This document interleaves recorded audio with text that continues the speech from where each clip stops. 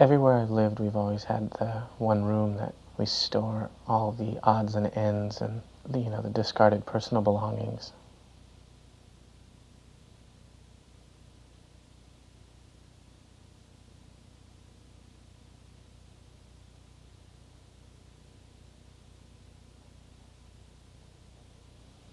I remember one time I found a projector and a box full of films. And I took everything and I brought it up into my room, and for about a week I tried to figure out how the projector worked and how to get the film to go through the projector and not ruin the sprocket holes.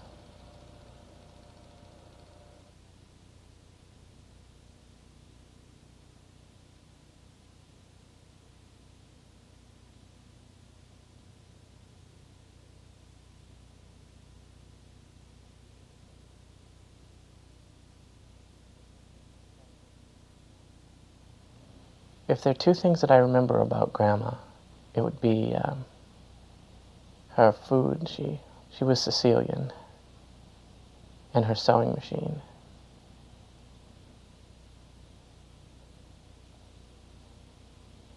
I can remember my grandpa always bringing home American flags that were tattered from being windblown, and she would always say, you gotta quit bringing these things home to me, but I think in a way she really liked it.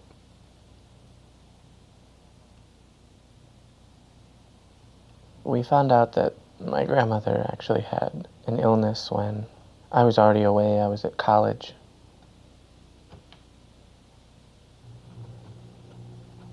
She told my mom that she would go into her sewing room and spend hours trying to understand the manual so that she could thread the sewing machine. I remember every time my mom wanted me to come home, she'd say, you better come home because Grandma's lost a lot of weight and, we just don't know.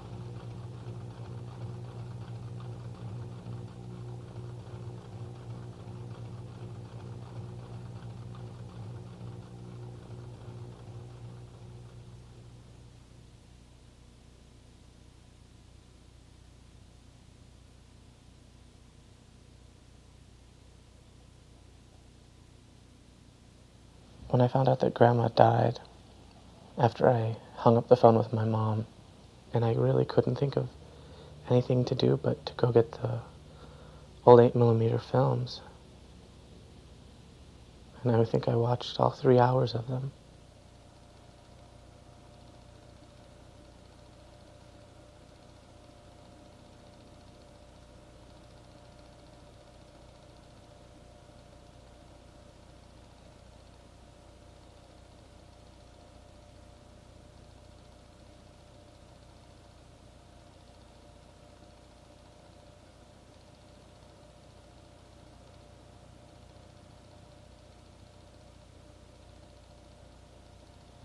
And the strange thing was, there were no images of my grandmother.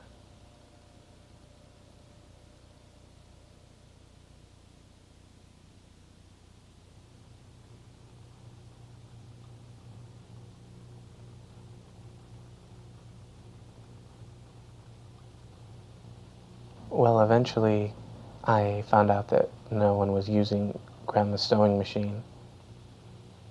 So I brought the sewing machine to Milwaukee.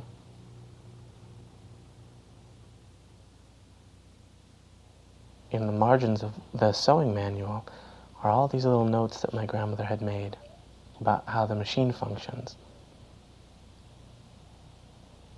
And I guess that's when I realized that the handwriting, her handwriting in the sewing machine book, was the same handwriting on all the film canisters.